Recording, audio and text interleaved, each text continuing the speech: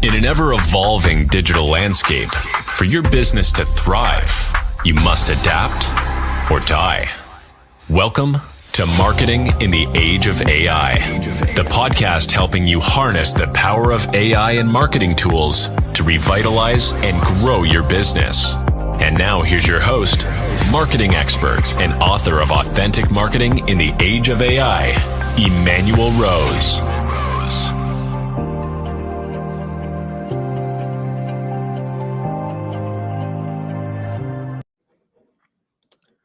Welcome to Marketing in the Age of AI. I'm your host. Today I have a distinguished guest who is at the forefront of innovation and entrepreneurship. Evgeniy Kharam, author, podcast host, and entrepreneur.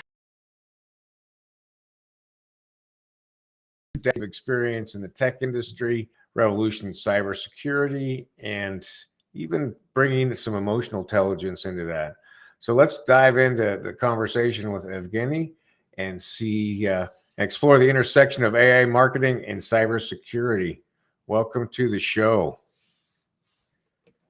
Thank you, Emmanuel. Very, very happy to be here today, and thank you for the invite. You betcha. I'm excited to see where we go today. To get started, walk me through the journey that led you from being kind of in software and cybersecurity into an author and a podcast host. So we're not going to go very, very deep, but I started IT back in Israel in the Navy, moved later on to work one of the biggest cybersecurity companies during this time called Checkpoint, moved to Canada. And if any of you watch Shark Tank, I worked for Robert Horjovic in the Horjovic Group for 16 years, where I probably did, like you name it, from deploying different devices to doing a lot of pre-sales, architecture, design, working with vendors. Definitely a lot. I, as I call it, graduated about 2.5 years ago and started my own consulting. I consult to service companies and to vendor in cybersecurity. About podcasting, about 4 years ago, even actually before, about 5 years ago, I had this idea that I want to have a podcast. I want to have a voice. I did struggle quite a lot in the beginning of my career and even teenager with speaking. I will speak very fast. I will mumble. In many cases, it transferred to issues with dating because it was Oh, hard to pick up girls and talk to them. yeah, So I got this bug. Like, I want to change this. I want to change the way I communicate. I want to change the way I present. Like, I'm going to start a podcast. And I was terrified about how do I yeah, start a podcast right. if I don't know how to speak well, if I say something stupid.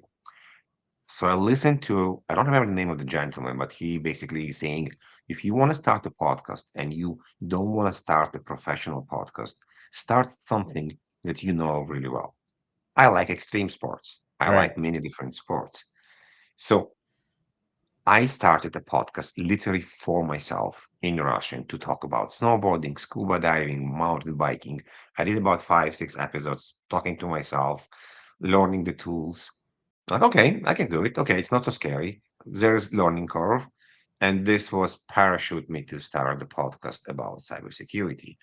During this time when I had this idea, my partner for the podcast, Dimitri, is like, hey, I like the idea. Let's do it together. Let's explore it together. I already know how to do post editing. I'll help. You have ideas about what you want to talk about it. This is how I started with the podcasting. And this was a learning curve. I Yeah. hated my voice as everybody else. Pretty much. Yeah, everybody does. I have a face for radio. Yes. And then you started to add it. We had this joke later on with Dimitri that you can understand just by the way you see the sound in Right. the editing software Yep. because you're doing it so much. And it also triggered the idea, why we have so many filler words? Do I have so many filler words? So it's slowly kind of building blocks by building block, help me to understand how I can improve myself, how I can become a better version of Evgeny. Yeah. Nice. And then I realized something very interesting. I did consulting for 20 years. I'm a second time immigrant. My English is not perfect. every time I present to a customer, I'm not even talking about big room, just like maybe few people. What started to do, I didn't even know I'm doing that. I'll put as much emotion as I can to Nice. what I'm talking about. And why? Because I realized this is working. I didn't even understand its soft skills during Yeah. this time. And people like, dude, you so passionate about this architecture and this firewall, like this is probably working. Like there's no way you're faking this. And I truly believe what I'm doing. Like, Sure. oh, okay. And then there was a trigger that changed this like completely. I was presenting to a high-end individual about the design in cybersecurity. We don't have to go very deep there.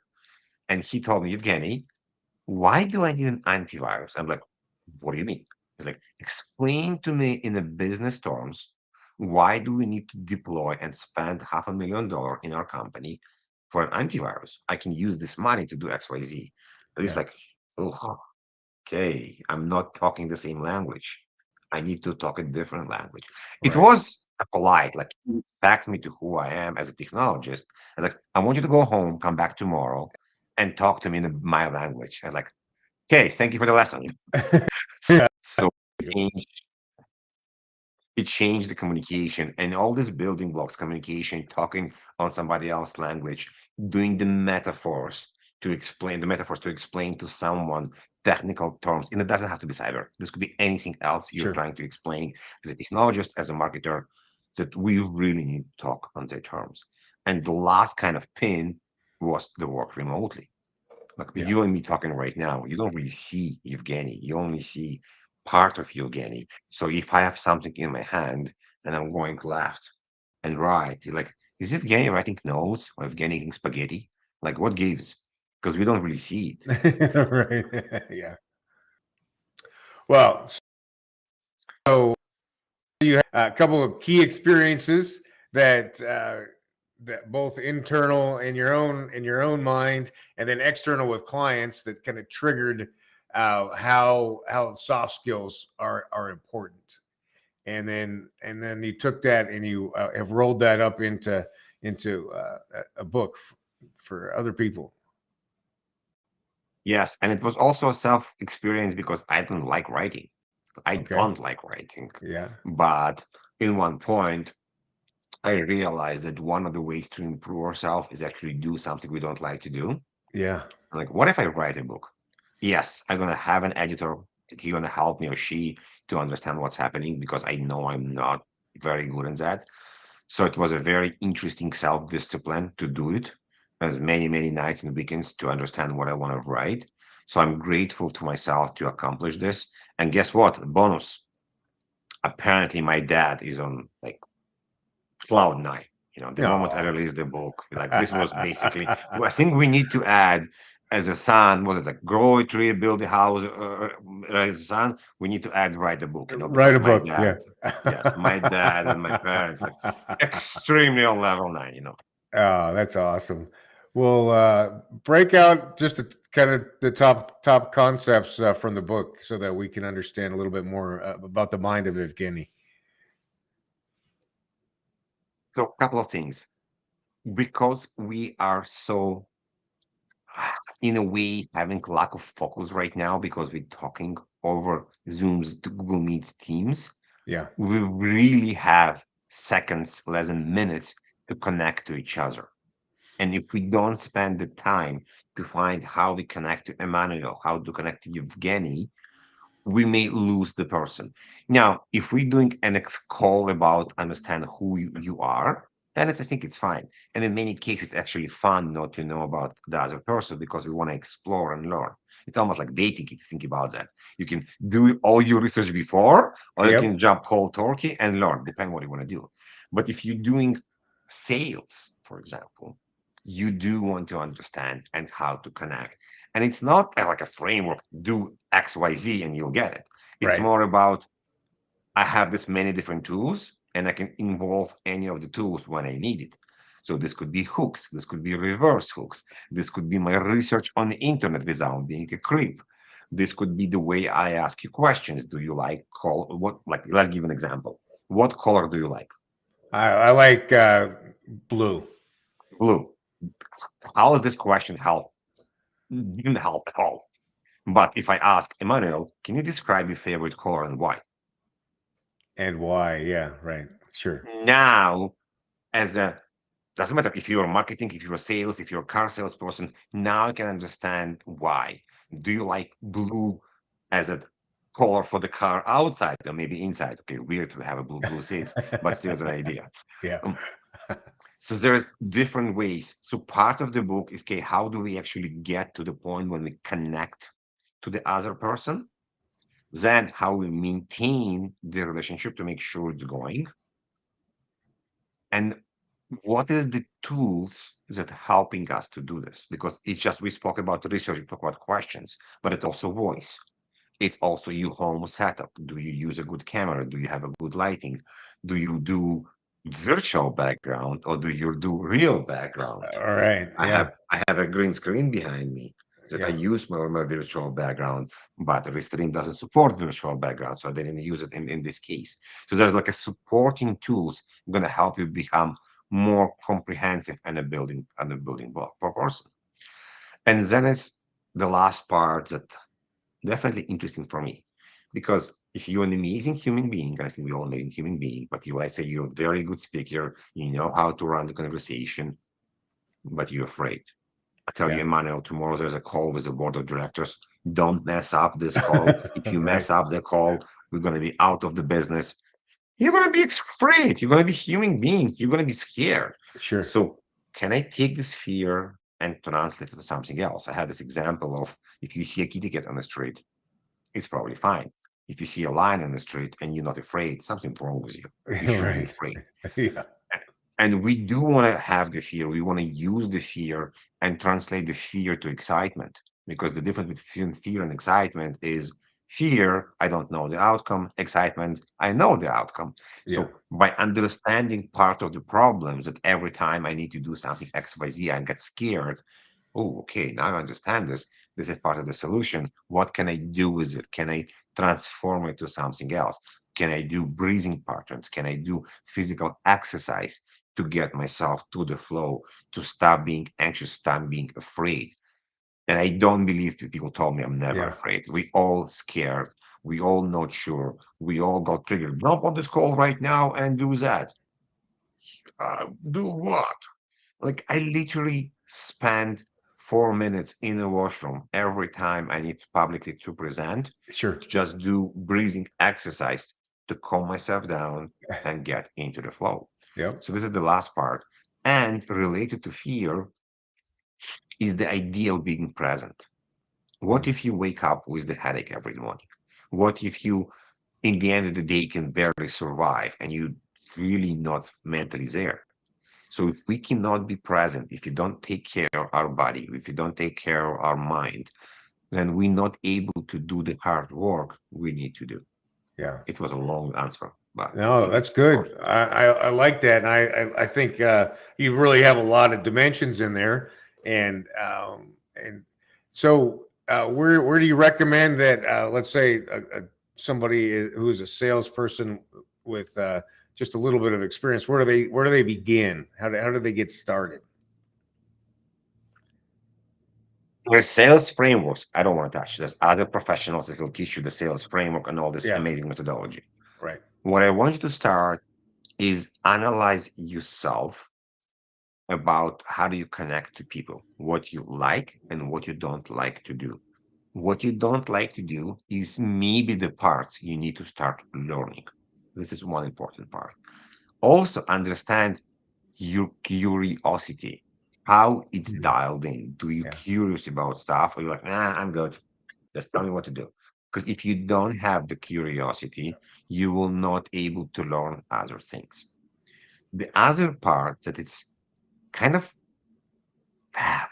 excuse my French, fucked up, is vulnerability. Yeah. Because we say soft skills should be soft, but as part of soft skills, we need to learn how to be vulnerable. And Yep. vulnerable means asking the questions we don't want to ask, back to fear. Emmanuel, we've been talking for the last 2 weeks. Do you planning to buy whatever I'm selling to you this month? Right. You can be slap on your hands. Or you can say no, but the moment you got no, it's okay, fine. Thank you very much, Mario. You save my time. I don't need to spend time with you. Or Evgeny, thank you for your question. I actually don't have the sign authority. Or yes, but not here next quarter, next year, whatever it is. Right. Yeah. Yeah. So we want to ask the hard questions. We want to ask the stuff that's going to help us. Emmanuel, I know you guys have a process in your company to buy things in a certain way. Can you guide me what is the best way for me to act to make sure I'm aligned to the sales process? Do I Yeah. need a signature from a legal right away? Do we need to sign special NDAs and NDAs? It's all people don't like to ask for help. People Right. to ask for guidance. Look, we Yeah. know everything. Don't tell me what to do. But this is part of vulnerability. The same way, I can ask Emmanuel. We're going to spend some time with you. I'm going to sell you this amazing cup of coffee with my book sign on it. Let me explain you how it's going to work. Can I guide you? And you say, yeah, definitely. I want to understand what's happening. Literally half an hour before on the call, on before that, I was presenting about this idea to a team of friends, and a lady asked me, Evgeny, what is the best way to follow up with people without being annoying to them? Yeah. And I ask, did you ever try to ask the customer what's the best way to follow up with them without being annoying with them? What a great And, answer. Yeah. and people will tell you, annoy me as much as you can. Don't annoy me. I know what I'm doing. Again, Yeah. you need to build some rapport. It's not just, hi, Mario, how you doing? Would you buy my firewall, my cup? And then what's the best way to follow up? We need to have this conversation that now can ask you this question to build some kind of a bridge where we can put on top, on top, on top. Yeah. Uh, we need is have a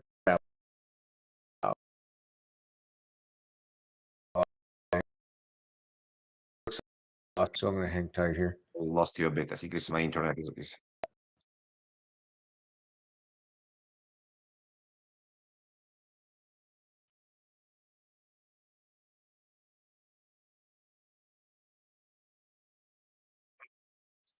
that.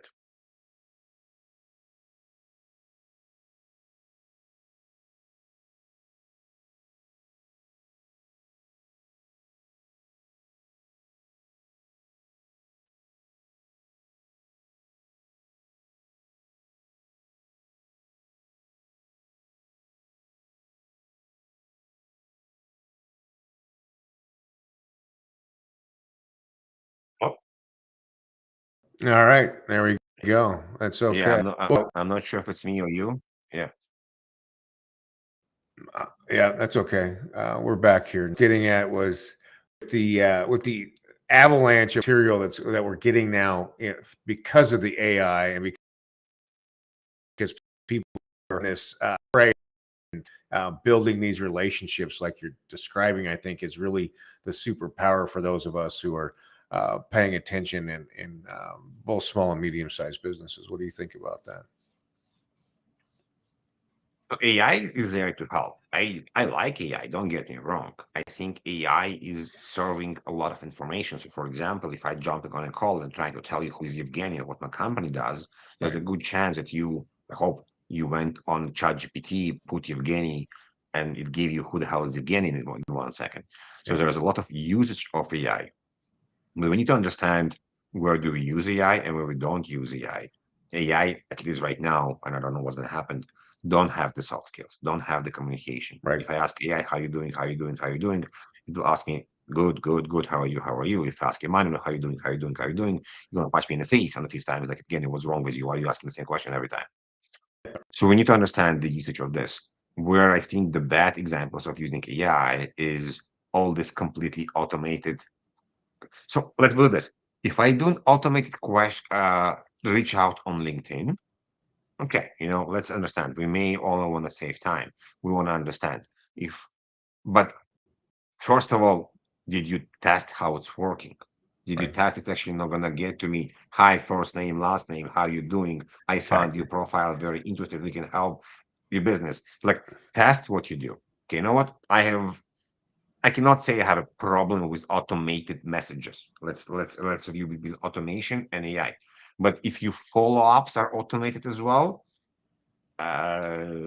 if you message me and I tell you I have no idea what you want from me, and you second reply to me, great, I'm happy you found my first message very interested. It's Yeah. like, come on, seriously. Yeah. I'm not talking to human being. You just lost your credibility. So if you can use AI to can help you and maintain your credibility, I think it's fine and it's good. But if you moving to a part when you trying to automate yourself, then be careful what you're doing. This is where. If you use AI to understand who came to your website and automatically send them some information about the company, up to you. There's bad and good about this, because there is definitely amazing usage of AI with research, with understanding, with sifting through information, getting the results much faster, understanding what people does. But if you're going to use AI too much, you're going to get to the point when you use AI and the customer use AI, then two AI talking to each other. And what do we get to Exactly. this? Yeah. I wrote an article. Your AI commented on the article. They had a conversation. Great. Yeah. But we've the human connection at that point. We don't know each other when we actually get on the call or see each other, and that's the challenge, right? Yes. Yeah. Yes. So yeah, I think I love AI. Like I love what we can do with AI. My book does end with a chapter that call about the future of AI in sales, when I think we're gonna have a bot that will basically do research for us. We're already Yep. starting this, but we're also gonna have a bots from a vendor perspective. They're gonna be answering and talking to our bots. And Yep. basically what I envision, was a friend of mine, we kind of brainstorming this idea, Michael Kruger, that the websites on the marketing side, I know you're in marketing, we're going to have some kind of interface for AI bots. And I don't know if you agree with me or not. Basically, that the client AI bot can go to the vendor AI bot and ask for information. What do you Right. think? Yeah, and it'll bring in a summary like through Otter and say, here's what I learned and how should I proceed, right? And then it's either going to be schedule a time or get more information, or whatever the next kind of phase is. But yeah, it is bot to bot conversation that's going to be getting us into these next conversations, I believe. Yeah. Well, it's good stuff. The name of your book, Evgeny, you want to tell us about that and how to get Yes. a hold of it? Predicting Success, Soft Skills in Technical Sales. The easiest way to find is on Amazon. I'm luckily enough to have a very unique and weird name. So if you type Evgeniy Kharam, Kharam on Amazon, you definitely will find me. You can also go on LinkedIn, connect to me with you as well. And softskillstech.ca, softskillstech.com is a great place to find everything about the book. I do have a question to you, Emmanuel, Oh, if I may. sure. Yeah, go ahead. Are you probably talking to many, many people? If you can summarize, like in a minute, what new you learned from our today conversation? Oh, what I learned, what I was reminded about today was taking the time to be present with people and to ask why they do what they do or why they love what they love, and dig in that next layer deeper, and not what I call for myself being lazy and just asking the questions perfunctorily, but actually really caring about the answer and then digging into that next level. So I think that's genius, and your emotional intelligence is a 10 out of 10, Evgeny. I appreciate you sharing those secrets today. Thank you very much. Yeah, I appreciate your time, and I'm very grateful. And I'm looking forward to connecting with you again and seeing what you're into in the future. Thank you. Okay, have a great day. Thank you. You too.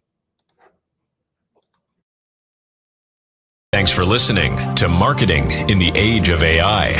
Be sure to subscribe wherever you heard this podcast so you never miss a future episode. Your copy of Authentic Marketing in the Age of AI is available at Amazon.com or EmmanuelRose.com. You can also connect with Emmanuel on LinkedIn. Thanks again for listening,